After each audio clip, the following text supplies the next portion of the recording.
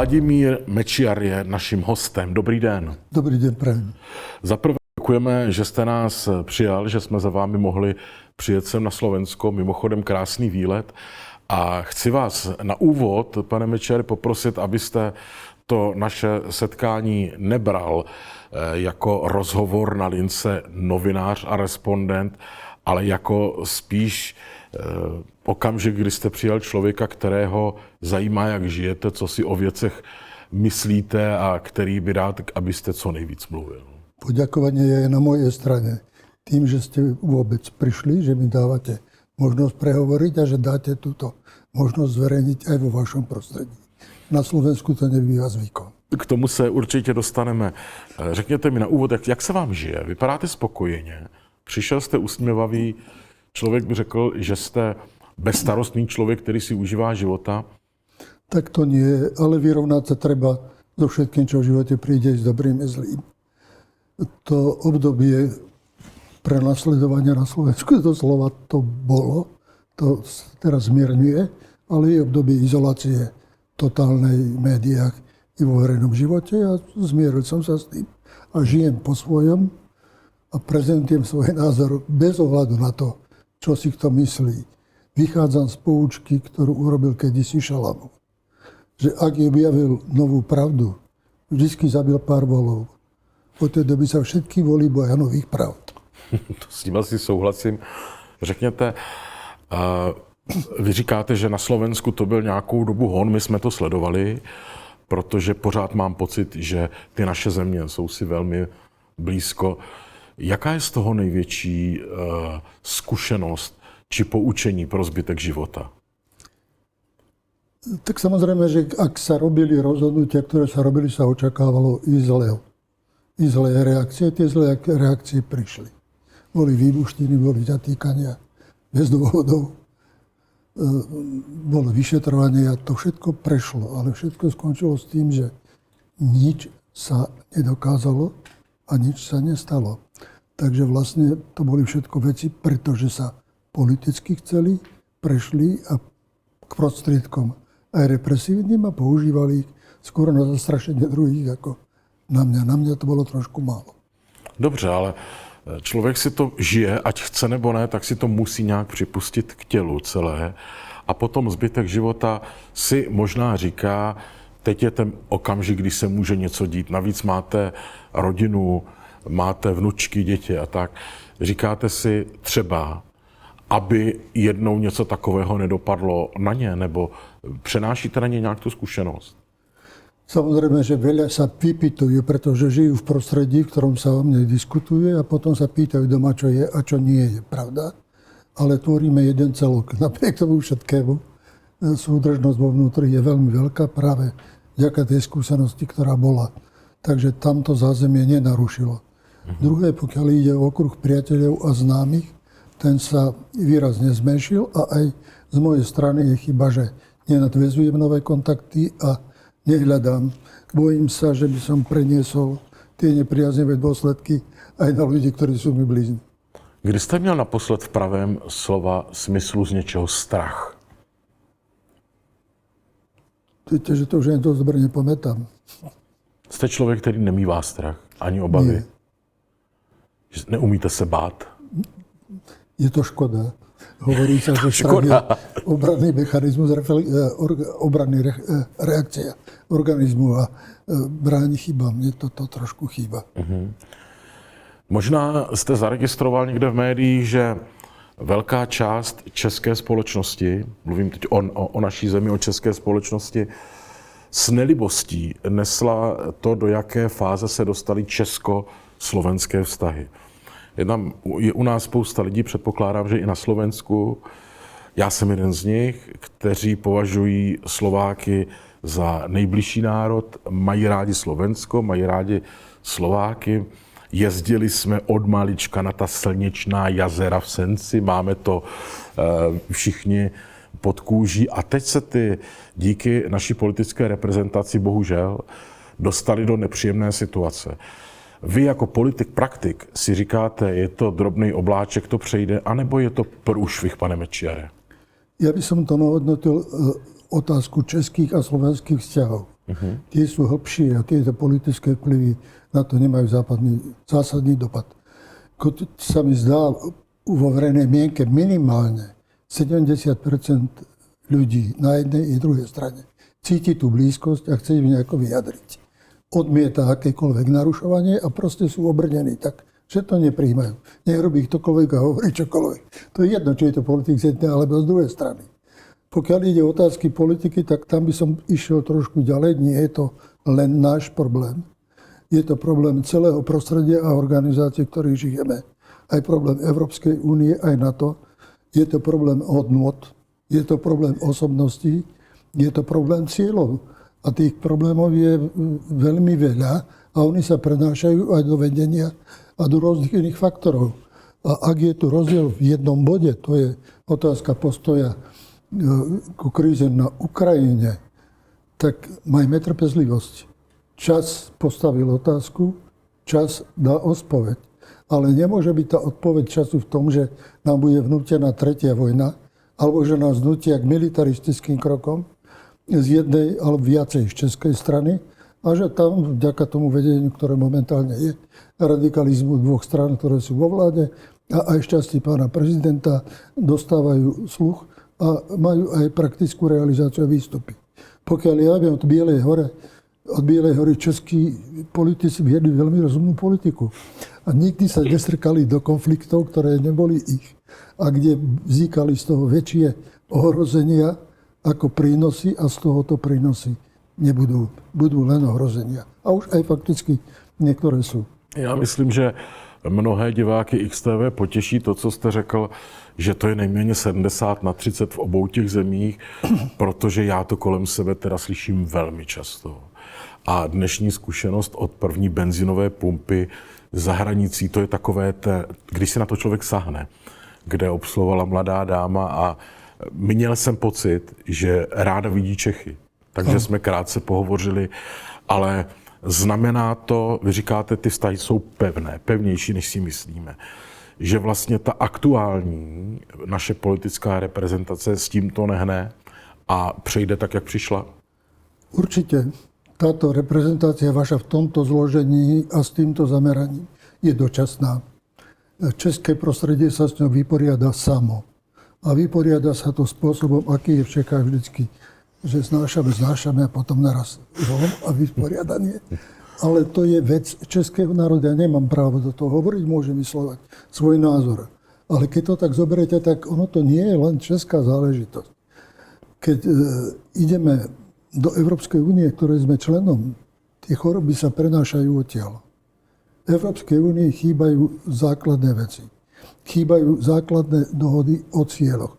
Oni síce niečo deklarujú, ale nežijú a nespravujú sa podľa toho. Európska únia hovorí o tom, že my musíme brániť demokraciu. Ale to som už raz počul, že musíme brániť socializmus, aby potom, keď skončilo, hlavný ideológ socializmu povedal, viete, ale my sme nikdy nevedeli, čo je ten socializmus.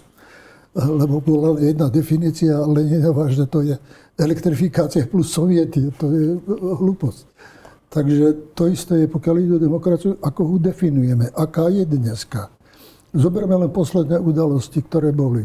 Boli voľby do Európskeho parlamentu. Dobre, prišli tam iné skupiny, iné zoskupenia. Ale dve hlavné sa dohodli, preberáme moc a tých ostatných ničoho nepustíme. Je to demokratické? Chodili k nám presvedčať nás, že to nie je demokracia. Keď bolo v Čechách dvojblok dvoch strán proti tretiemu, aby ich nenarušoval, chodili presvedčať, to nie je demokratické. Keď to robia sami, je to demokratické. Zoberme druhé, prebehli eurovoľby. Vždy sa brali voľby ako meritko vyjadrenia podpory obyvateľov. A ako to meritko dopadlo pre vládne kruhy dneska? Francúz Macron bol v skupine 2, ktoré bolo 7 alebo 8 strán. A pohorel, skončil s tou skupinou druhý. Dneska sa snaží predĺžiť čas, vytvoriť priestor buď preto, aby si ich iný skupiny niekoho odštiepil, alebo aby vytvoril priestor pre nové voľby. Aké závery urobil pre vládu? Pre seba z nepodpory občanov. Žiadne. Zoberme Scholza. Takisto prehral voľby, takisto vystupuje ďalej ako mandát celonemecký, ako by ho mal. On ho nemá. Boli tam dve strany, ktoré boli lepšie ako on. A zasa vystupuje tak, ako by tie voľby neboli a neberie ich výsledok vôbec do úvahy. Obidvom stranám, aj Francúzsko, aj Nemecko, ktoré vedú Úniu a určujú kritériá, chýba diskusia, schopnosť viesť rozhovor s partnermi. Francúzi sa neboja siahnuť mnohým oponujúcim politikom aj na trestné prostriedky a väznia ich. Podobné, čo si prebieha v Nemeckej spolkovej republike. Je tam aliancia pre Nemecko a napriek tomu, že síce ešte ho nezakázali, ale tvrdia, že je to strana fašistická, radikálna a prijímajú sa opatrenia voči nej. Nie je diskusia, oni v parlamente síce si odrečnia, ale tvária sa, že nie sú. Hoci ich politický vplyv a politická sila rastie. Ale v čom je ten rozdiel, z čoho to pramení, to sa nehovorí. Ďalej sú veľmi pokrivené myšlienky Európskej únie v tom, že hovoria síce o otázkach nejakých personálnych, ale Európa trpí nedostatkom osobností. Naposledy vo Francii to bol de Gaulle, naposledy to bol Kohl v Nemeckej spolkovej republike, po ňom ešte jeho zástupca Schröder, ale iných nemáte. Takže to sú ľudkovia, ktorí prišli do politiky a sú presvedčení, že s príchodom politickej moci prechádza na nich aj schopnosť riadiť a viesť spoločnosť, ale tu nemajú. A tak sa vytvára akási personálna únia. Francúzsky prezident, nemecký kancelár, šéfka Európskej komisie, ešte predseda toho, čo má viesť zahraničnú politiku, ale vlastne to nemá v kompetencii. A pár militaristov, ktorí určujú vývoj a hovoria, a je to ich heslo. Nech ďalší vývoj určujú zbrane. Čiže nie je dohoda, nie je bezpečnostné systémy, ktoré dnes nie sú. Nie sú. Všetky zmluvy boli zrušené. Takže chcú konfrontáciu, ale na tú konfrontáciu nie sú pripravení. Lebo iné je hovoriť, koľko má ľudí, akú má technologickú vyspelosť, ale by som rád povedal, že aj Rím mal veľkú civilizačnú úroveň, ale porazený bol národmi o 2 civilizácie nižšími, ale zjednotenými a schopnými jednotnej akcie. A to Európska únia dneska nie je, i napriek tomu, že používa krytie Spojených štátov amerických a čaká, čo sa stane tam. A európski politici nevedia, čo robí, lebo nevedia, čo sa tam rozhodne. To znamená, ako sú suverénni, ako sú samostatní. Ako vedú vlastne svoje vlastné štáty k tomu, čo majú vytvárať tú spoluprácu a vytvárať nejaký európsky priestor. Vlastne ten priestor je akýsi euroamerický a s poslednými tendenciami rozšíriť ho na euroázijský, ako aj euro a Blízky východ. To sú kroky, které jsou nebezpečné pro Evropu absolutně. Vy jste říkal před chvíli, vlastně jste hovořil o důsledku a zmínil jste tu větu, z čeho to pramení. A to mě teda nedá. Z čeho to pramení, pane Mečiare? Samozrejme, každá spoločnosť sa vyvíja v dôsledku istých koncepcií, názorov, usporiadanie sveta a podobne. Toto usporiadanie sveta bolo nastúpené pred niekoľkými rokmi ako jednoznačne dominujúce Spojenými štátmi americkými. Tá ich dominancia úloha vo svete bola nepopierateľná. Ale medzičasom dozreli iné štáty, ktoré hovoria, chceme spolu účasť na riadení. Chceme spolu rozhodovať. No a o tej pozície rozhodujem o všetkom sám. Do pozície ideme spolu je ešte treba urobiť veľa krokov. A bude to zápas, ktorý už prebieha ekonomicky, prebieha politicky, prebieha pohybom vojenských jednotiek, hrozbami a podobne. Ale musí, ak chce ľudstvo a civilizácia prežiť, musí skončiť dohodou. Druhá vec, ktorá je, že vždy tá spoločnosť má nejaké ciele. Aj my, keď sme menili systém, tak sme hovorili, od toho systému si slubujeme, že sa vyriešia niektoré veci. A predsa tie riešenia sú ďaleko. A teraz musíme hľadať, čo je chyba systému, v čom je chyba v nás. Kde sme porobili chyby my sami vo vnútri. Či aj u nás fungujú tie demokratické inštitúcie ako demokratické, alebo sú to personálne zoskupenia, alebo skupiny, kluby, ktoré sa vydávajú za strany a berú do rúk politickú moc a rozhodujú o svojich záujmoch v mene všetkých. Či tie volebné systémy fungujú. vlastne zistujeme, že to všetko je pomýlené ešte a potrebuje to veľa nápravy. Aké je vlastne položenie politických strán?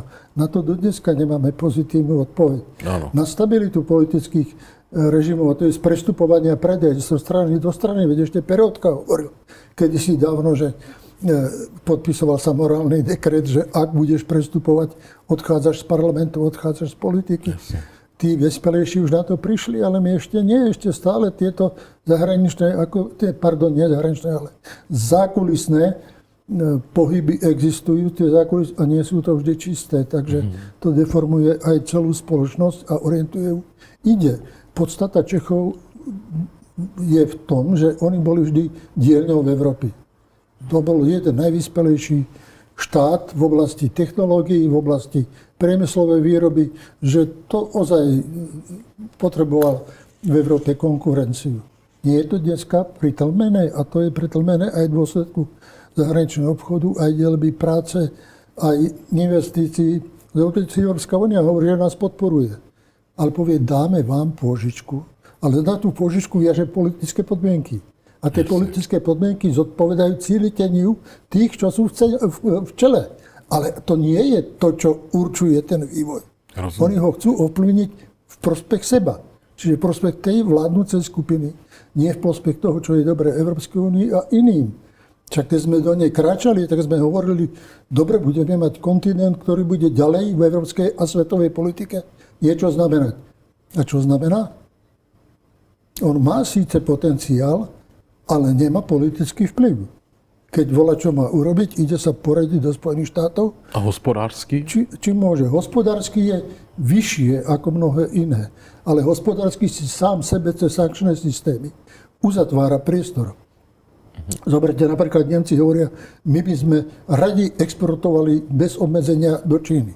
Ale súčasne dávajú obmedzenia pre Číňanov do Nemecka. Logicky to neprejde.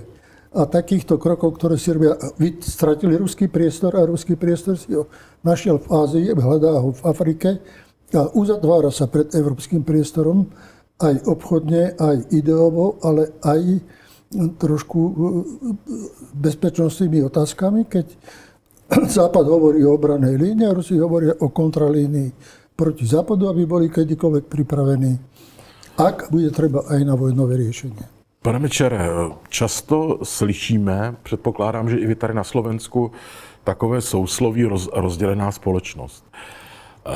A já se ptám, bylo to tak vždycky, akorát to nebylo tak vidět, anebo dnes je to extrém? A čeho je to důsledek? Vždy, keď boli zlomové udalosti, tak napríklad sme privítali zmeny od socializmu. Dá sa povedať, že to bola masová podpora. Ano. Mnoho udalostí, ktoré keď bolo, tak mali podporu ľudí, lebo ľudia cítili zmenu a potenciál pozitívneho. Ale tieto zmeny, ktoré sa im predkladajú, ten potenciál pozitívneho nemajú. Tá sú skôr spojené s rizikami. A tie rizika vyvolávajú obavy, niekde aj strach a odmietanie. A budú vyvolávať aj protest. Napríklad jedna vec, ktorá mne strašne chýba. Roky som nepočul od európskych politikov slovo mier. Bolo zasadnutie na to, žiaden mier. Musíme byť pripravení na vojnu do roku 2029 na 3. svetovú vojnu. A tá 3. svetová vojna má byť s kým? Čiže definujú už teraz nepriateľa, definujú cieľ, zničiť toho nepriateľa a ten samozrejme nebude sa podriadovať tomu želaniu, lebo ich sa nikto nepýtal, či sa chcú dať zničiť. A oni sa nedajú. A vytvára sa zase druhá protiváha druhého bloku, ktorý síce nie je inštitucionalizovaný, ale reálne existuje.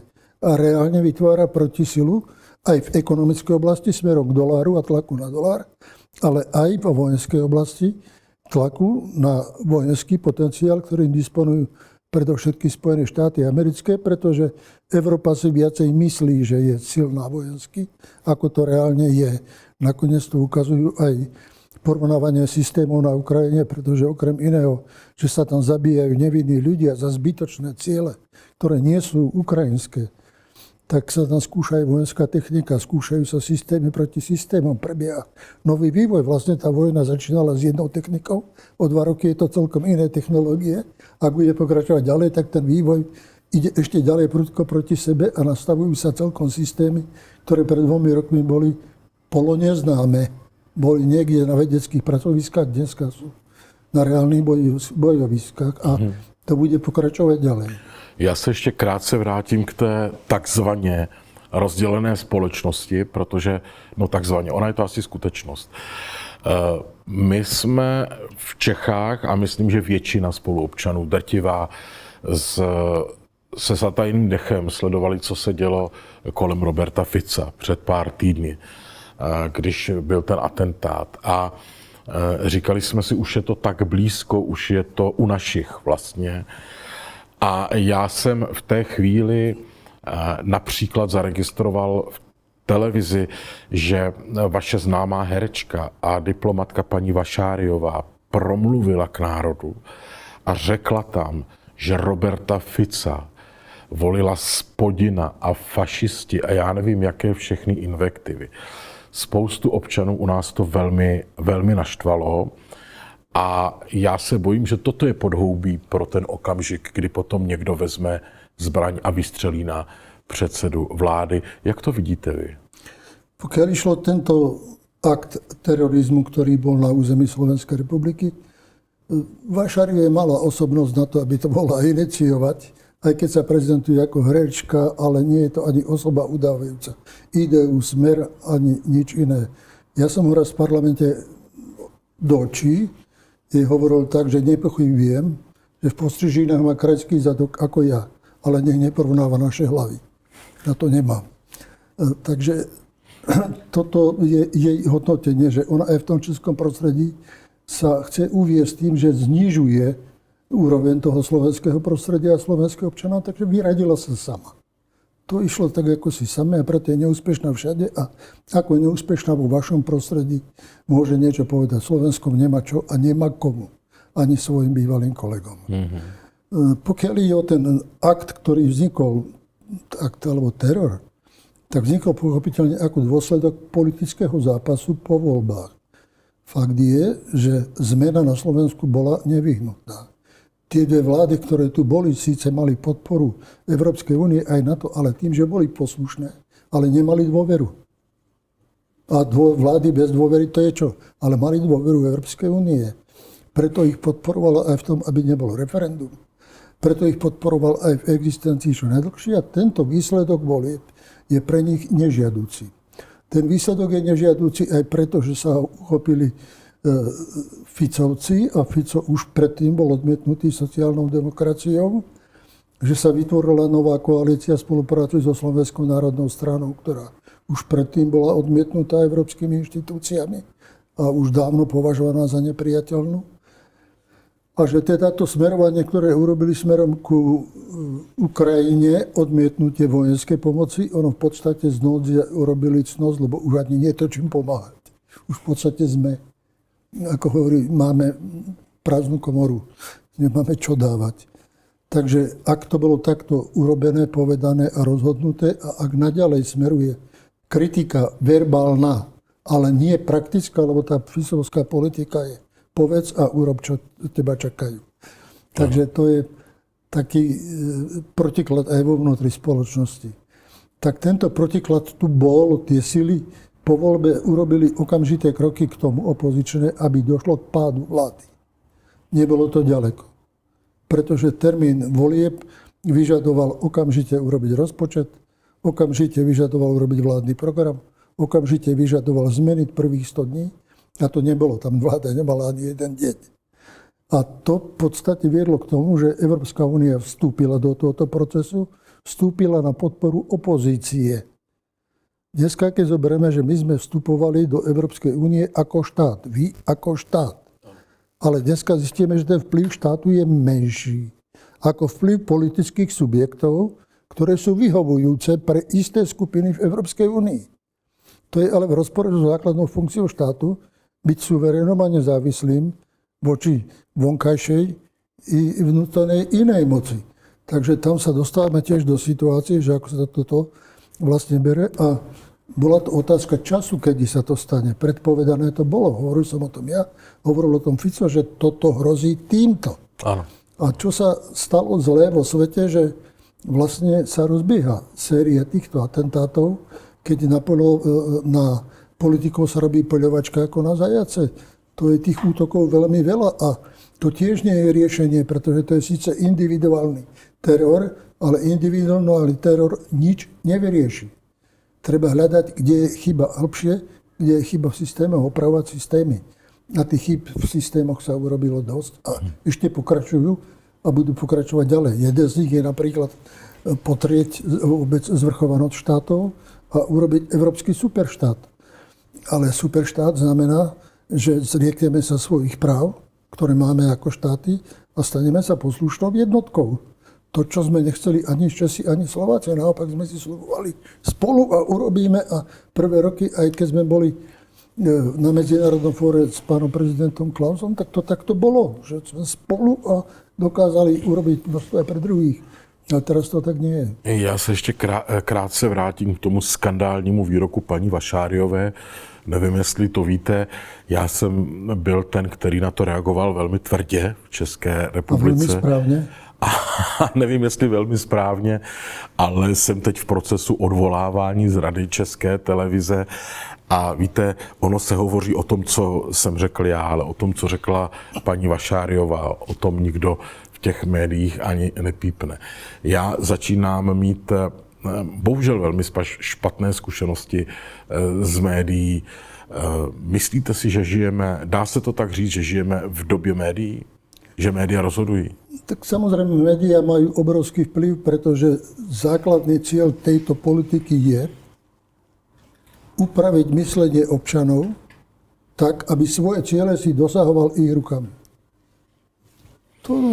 To sú tie médiá, aby toto upravili, aby tieto ruky urobili. Áno. To, čo by inak neurobili bez toho. Pokiaľ ide o tento jav, tak ja sa vôbec divím, že sa vami zaoberali. A to prečo? My sme priateľský národ. Túto vládnu koalíciu stvorila väčšina voličov. Sme odpad? To tí, ktorí to riešia vás, si myslia, že Slováci, ktorí hlasovali inak, sú odpadom? Prečo? Mali na to objektívne príčiny. My sme niekoľko rokov nemali žiadnu vládu. A prezidentka, ktorá mala vykonávať vládne funkcie, ich nevykonávala. Ešte tu bol niekoľko rokov chaos a úpadok. My sme dnes na poslednom mieste z krajín Európskej únie. A kedysi sme sa rúvali s Českou republikou o to, že kto bude prvý, kto druhý. To bola priateľská súťaživosť. Dneska nie je. Dneska je úpadok. A ak teda uznávame, že toľko percent obyvateľov, väčšina voličov u nás je takáto, tak potom sa nečudujme, že veľká časť ľudí zanevrie na to a že pripadá potom, ale keď niekto povie, že sme normálni ľudia a že ktorí vykonávajú svoje ľudské právanie a svoje občianske slobody a za to sú ponižovaní nejakou herečkou, ktorá kedysi zohrala pár dobrých úloh, ale v živote spoločenskom nič. Keď som ju aj kedysi pýtal, že či by bola ministerka na Slovensku, ja som nie Slovenka, ja som ministerka, ja budem prezidentka Československa. Ja nemám so Slovákmi nič. No tak dokazuje teraz, že stále nemá so Slovákmi nič a že nepochopila ani ducha, ani históriu, ani existenciu toho národa. Mne sa ostáva len vedieť, že zdraví Česi, ktorí sú, a tam je veľmi veľa takýchto ľudí, tento proces zastavia a nebudú v ňom pokračovať, pretože nevedia, že urážajú nás mnohých, ak podporujú tento názor. Takže vlastne nemôže existovať medzinárodný politika, že budeme považovať nejaký názor za horší. Toto, že sú menej cenné a iné národy, to bolo za Hitlera. A to budeme tieto tendencie teraz, v tejto dobe, aj keď je to herečka, považovať za určujúce pre vzťahy Čechov a Slovákov a považovať ich, že teda tí, čo na Slovensku majú iný politický názor, ten politický názor je niečím vynútený. Vynútený niekoľkoročným chaosom v tomto štáte. A o tom sa nevie. No jasně. Řekněte mi, mohou být média, tak jak je známe teď, v této době, v jisté chvíli A řeknu to schválně, pro váš národ, pro náš národ, pro tu zem mohou být nebezpečná? Oni nie, že môžu byť, oni sú nebezpečné. V čom je to nebezpečenstvo? Základný predpoklad demokracie bol, že bude v médiách pluralizmus. Len čo začnú byť jednostranné, ísť jedným smerom, prezentovať jeden názor, vykonávať v prospech tohoto jedného názoru službu, využívať svoju odbornosť a profesionalitu na to, aby ten názor sundorovali rôznymi metódami psychologického pôsobenia na podvedomie, tak sa stávajú nástrojom tejto zlej politiky. A tá pár ľudí, vy a niektorí, ktorí majú chuť to prelomiť a robiť niečo iné, no tak samozrejme, že musia počítať, že od nich niečo dostanú a budú považovaní za ľudí, ktorí nevyhovujú tomuto typu práce, ale to nie je demokracia, to nie je sloboda. A to nie je ani funkčné pre to, čo nás čaká zajtra a pozajtra. A tie zmeny, ktoré prídu a už nastupujú, oni tak ticho, ako stoja za dverami a klepú na dvere, ideme. Tak tie zmeny budú tvrdé. Budú tvrdé aj pre západnú Európu, aj pre nás a budú mať dopady aj na východe, ale tie pôjdu iným smerom.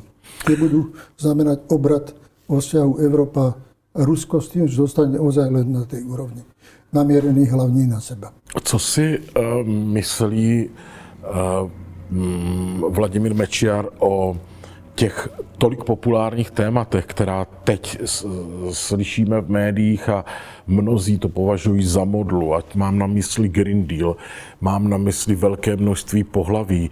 Dnes už nám zcela vážně říkají média prostřednictvím mnohdy takzvaně odborníků, že pohlaví máte 53, někdo říká 72, někdo 27. Já pořád mám pocit, že jsou dvě. Takovéto manželství pro osoby téhož pohlaví. Všechno, co se skrývá pod tím dojmem, nebo pod tím pojmem aktivismus, liberalismus. Co si o tomto myslíte, pane Mečiare? Ja som kedysi pred veľa rokmi hľadal, kde je koren toho, že to naraz sa stáva témou politickou a politickým cieľom. A tam som sa dočítal, že niektorí ľudia, ktorí vychádzali z toho, že na Zemi boli vysoká porodnosť, že treba zmeniť sexuálne správanie obyvateľstva a znižiť sa porodnosť. Bohužiaľ, táto vec je od samého začiatku chybná. V čom je tá najväčšia chyba? A nemorálnosť toho zvrhnutia. Samozrejme, že ľudia, ktorí majú určitú odchýlku a majú isté sexuálne a citové väzby, si ich realizujú. Je to to, čo je. Ale len čo sa tento prúd stane určujúci, tak ničí civilizáciu. Pretože hlavná úloha delenia muža a ženy je zabezpečovať produkciu ďalej. A ako náhle sa tento cyklus produkcie ako hlavného cieľa spolužitia muža a ženy zastaví, tak tá spoločnosť upadá ako celok. Upadá nielen morálkou, upadá počtom ľudí, upadá záujmami, upadá kvalitou. Takto padla celá grécka spoločnosť. Tam mali miláčikov a hrdili sa s tým, aké to bude, až to zanikla celá civilizácia. Tak to bolo v Ríme.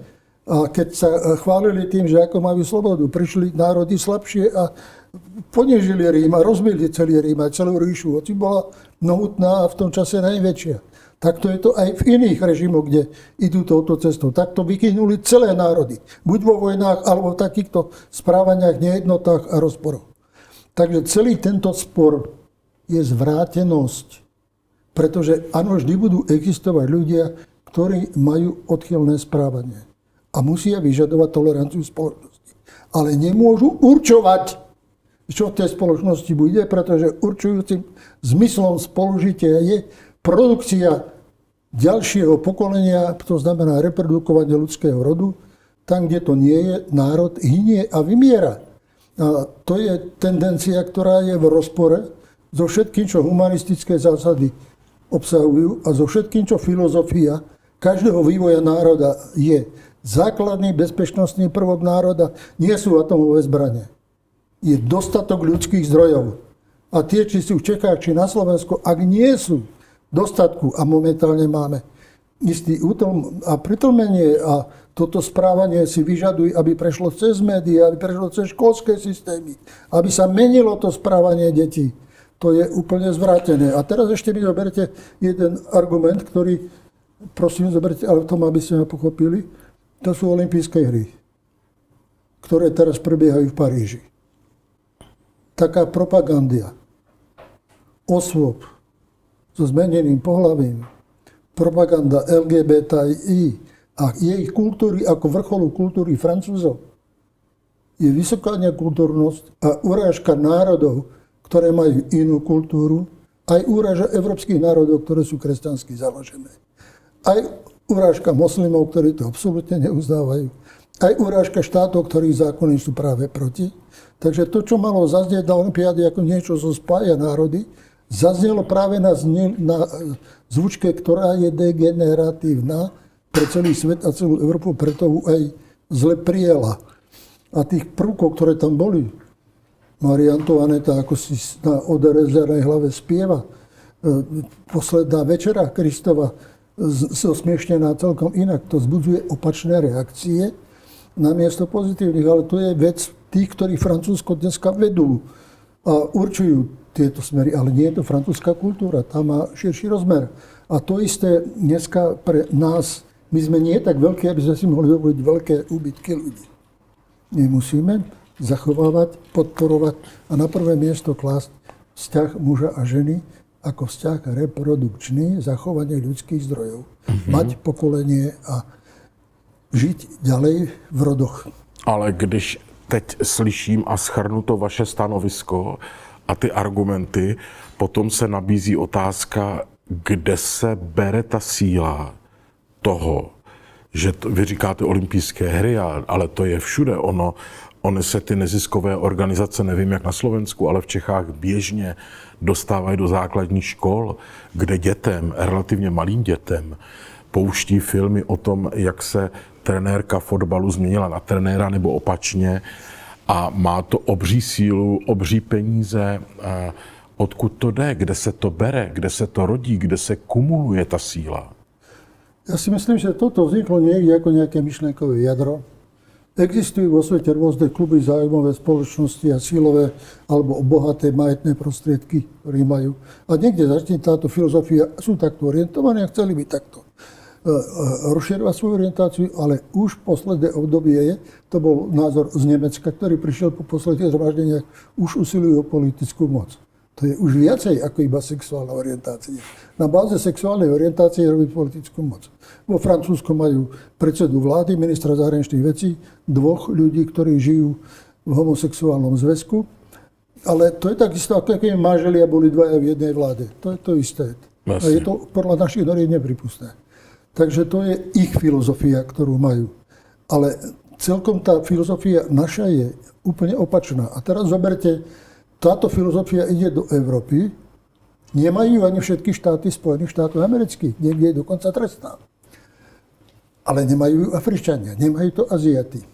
Tak my sa vystavíme v dôsledku tejto chybnej a zvrátenej ideológie tomu, že vlastne ten úbytok ľudí v Európe bude nahrádzaný, pretože výroba potrebuje, ekonomický život potrebuje ľuďmi z Afriky a z Ázie. Lebo Európa končí ako civilizácia, bieli končia ako rasa.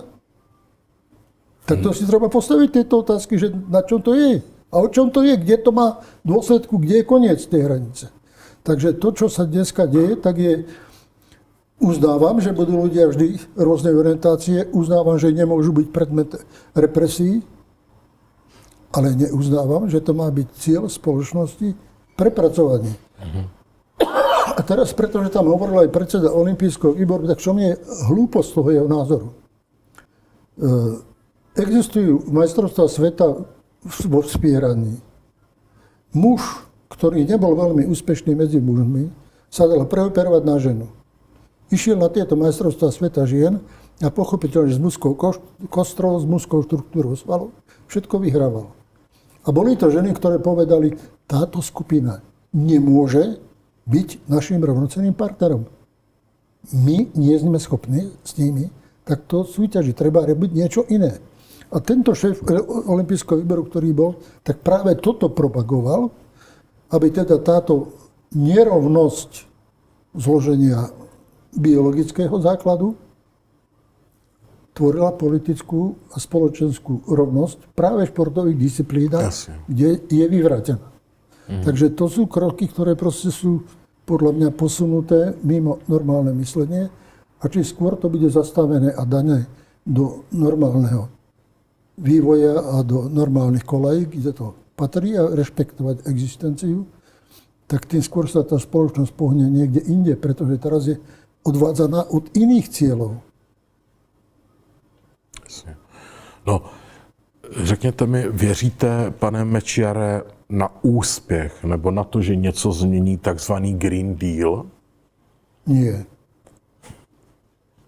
Nie, absolútne. A proč?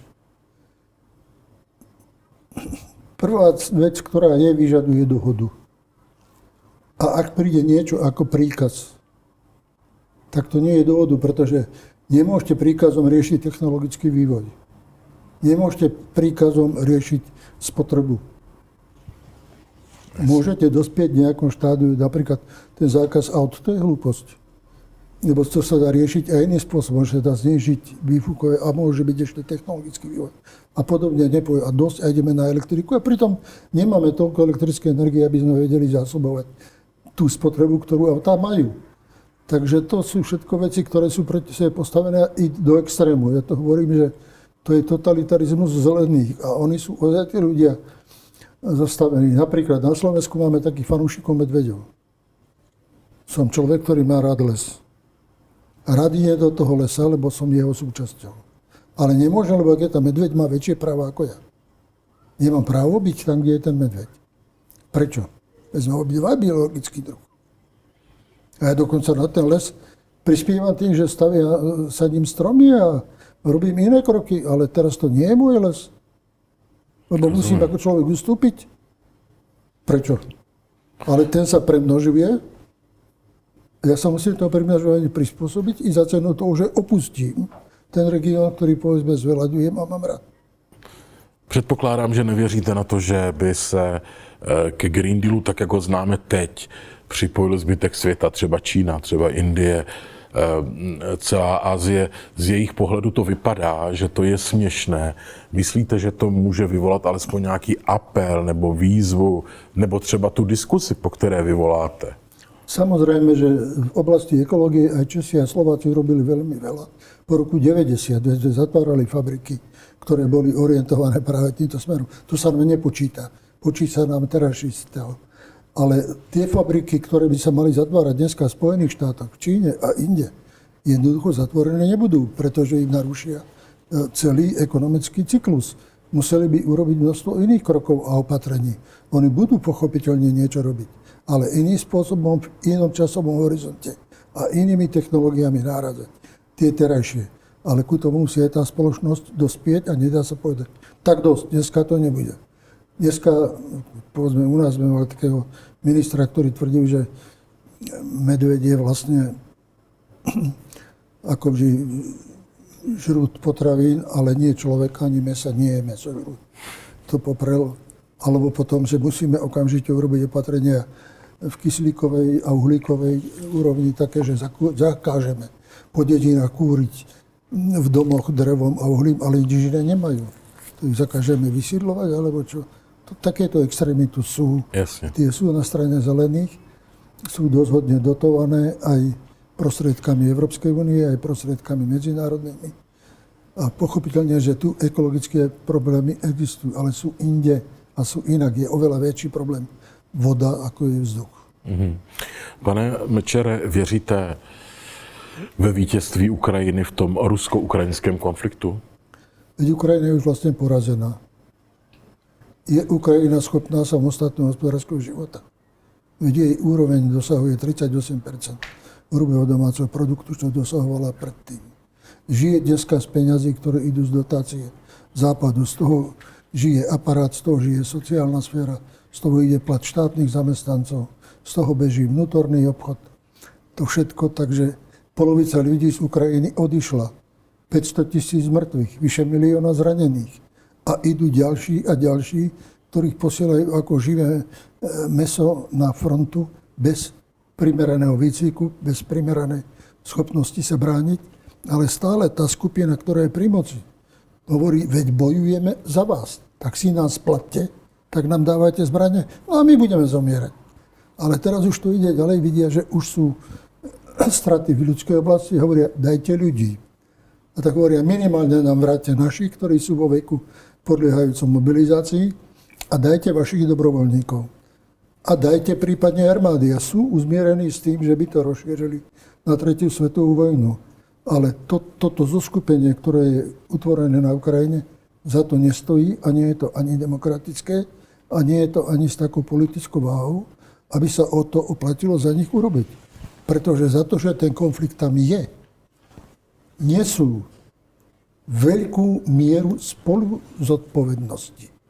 Veď ak ten konflikt začínal v roku 2014, tak tým, že tá rusky obávajúca časť sa postavila proti tomu, že prezident bol nezákonne odvolaný a na to reagovala novovznikajúca moc tak, že tam poslali lietadlá, tanky, že tam poslali polovojenské oddiely vyzbrojené súkromnými spoločnosťami, že tam dochádzalo k vraždeniu, znásilňovaniu, habaniu majetkov a tí ľudia bránili holú existenciu a vydržali v tom boji 8 rokov stálou výzvou na Moskvu, poďte nám pomôcť, lebo bude zle. A keď sa to chystalo k finále, že ich vytlačia do Ruska, pôjdu koncentrákov alebo inde, prišli Rusi na pomoc svojim, tak stáli aj oni pred dilemou. Buď doma dostanú od domácich, vy zanedbávate Rusov vo svete a nechajte ich zabíjať, alebo budete v konflikte s ostatnými. Boli predtým urobené kroky, ktoré mohli zabrániť. Bol Minsk 1? Bol. Bol Minsk 2? Bol.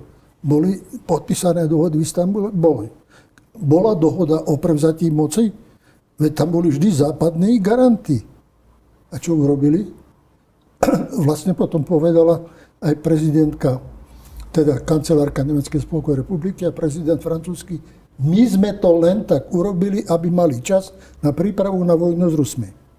Ale nemysleli sme to nikdy vážne. Čiže ak sa podpisovali zmluvy s úmyslom pripraviť na vojnu ukrajinskú stranu proti Rusku, tak už tedy bol zlý úmysel a zlý plán založený s tým, že ak ho Ukrajinci akceptovali, tak akceptovali aj svoje obete, aj svoje zničenie. Dobře, ale teď máme, dneska je 30. července 24, ta válka pořád probíhá. Mohou si ty naše země, Slovenská republika, Česká republika, dovolit nepomáhat vojenským způsobem, neposílat zbraně, střelivo a třeba se omezit pouze na tu humanitární činnost? Moja otázka je, koho to vlastne podporujeme? No. A koho podporujeme? Čo je Ukrajina? Ukrajina to je predsa časť územia, ktorá ešte podlieha ukrajinskej vláde. S časťou obyvateľstva, ktoré tam žije a s mocou, ktorá nie je legitímna. Veď predsa mandát prezidenta zanikol 21. mája a Západ ho stále uznáva za prezidenta, vyhovuje. Stále hovoria, že bojujú za ich záujmy u seba doma a preto nech ich platia a nech dávajú zbrane. Ale preto žiadajú stále viac a viac a vedú to aj ku korupcii, vedie to aj k zabíjaniu nezmyselnému na obidvoch stranách a vedie to k tomu, že vlastne tá vojna bude pokračovať ďalej. A Západ nemá možnosť ju zastaviť. Celá tá hra prebieha tak, ako by to boli dvaja rovnakí chlapci, jeden silnejší, jeden slabší. Ale zabúda sa na potenciál Rusov, ktorí sú veľmoc v jaderných zbraniach a kto nemôže pochybovať, že ich použijú. Takisto ako nesmú pochybovať Spojené štáty, že budú použité aj proti nim. A otázka je, kde ten konflikt dozrie, tým viacej, že vojna dneska prebieha už aj na území Ruska a prebieha zbraňami, ktoré dodáva Západ. A tie štáty, ktoré zbrane vybuchujú na území Ruska, sa stávajú účastníkom vo vojne s Ruskom. Aj keď je nevypovedaná, ale konflikt je založený a môže sa zvrátiť kedykoľvek do čohokoľvek. Naviac, keď si mysleli, že Rusi budú izolovaní, dneska je to ďaleko, ďaleko preč a sú silnejší, ako boli na začiatku toho konfliktu. Takže preto by som dobre zvažoval, čo. Samozrejme, štáty západnej Európy už sú tak ďaleko v tom konflikte, že hovoria, musíme ho vyhrať. No ale opýtajte sa Rusov, či vám dovolia. Ak vám nedovolia, tak toto sú len vaše dobré predsavzatia za cenu, že zhorí Európa v 3. konflikte za posledné storočie? Kto ju bude brániť? Spojené štáty za cenu toho, že už budú dopady aj na nich, že budú dopady v Ázii, na ďalekom východe, že na Blízkom východe je rozrobený ďalší konflikt a otázka je, ako bude eskalovať a kde pôjde ďalej. Nakoniec aj Turecko pohrozilo dneska, štát NATO, pohrozilo Izrael, ktorý bráni Británia, Francia a Spojené štáty, ale im pohrozili, že pôjdeme teda aj my proti vám. Tak to, ako to skončí? Kde to bude mať východisko? Ak tento kolotoč šialenosti sa nezastaví, tak pôjde ďalej a pôjde do toho, že nás vlastne dostanú do tej 3. svetovej vojny. Že Biden na mnoho vecí nereagoval včas a správne, alebo nie celkom s pochopením, tomu rozumieme. To bol biologický stav. Ale že to riešenie, ktoré sa naskytuje teraz, jeho nástupkyňou, to tiež nie je riešenie. Takže tu aj tie pohyby, ktoré sa dejú mimo nás, ovplyvnia nás podstatným spôsobom. A otázka je potom hľadať už nie len všeobecné riešenie, ale prežitie. A to, čo robia tieto naše vlády, nedáva žiadne záruky prežitia. Žiadne záruky. Predpokladajú, že sa ten konflikt odohrá mimo ich územia, ale čo to urobí s domácimi ľuďmi, ako v prípade konfliktu. Čo bolo vybudované, to nie je. V 50. rokoch nás učili, ako sa máme schovávať pod lavice. Videl som film zo Spojených štátov, učili ich to isté. Ako máme opúšťať školský priestor a ísť do skladov alebo bezpečnostných priestorov. Dneska to nie je. Dneska kde tí ľudia majú ísť? Bola kedy súčasť bytovej výstavby, povinnosť budovať obranné zariadenie. Dnes to nie sú. Takže tí ľudia sú ako vydávaní na ten trh bez akejkoľvek ochrany a akejkoľvek zodpovednosti. To zodpovedné vlády nemôžu robiť, pretože volia ich títo ľudia a sú v službách tých, ktorí ich volia. Nie sú v službách majetných skupín a bojachtivých generálov. Pane Mečere, já vám ještě jednou děkuji za to, že jsme mohli takto dlouho spolu hovořit a chci na závěr něco říct. Víte, naši televizi XTV sleduje hodně lidí na Slovensku.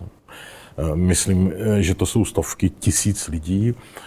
Já a myslím, že i kolegové považujeme vaše názory za přinejmenším zajímavé a myslím, že by měli dostat svůj prostor.